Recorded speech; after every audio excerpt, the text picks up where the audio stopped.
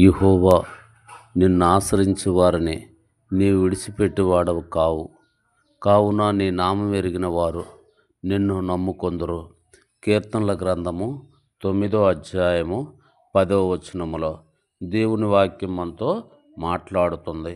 యెహోవా నిన్ను ఆశ్రయించు వారిని నీ విడిచిపెట్టువాడవు కావు. కావున నీ నామం ఎరిగిన వారంతా నిన్ను నమ్ముకొందురు.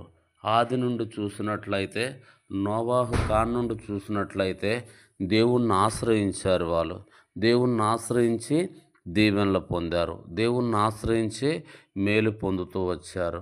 కాబట్టి ముందు మనము దేవుణ్ణి నమ్మాల.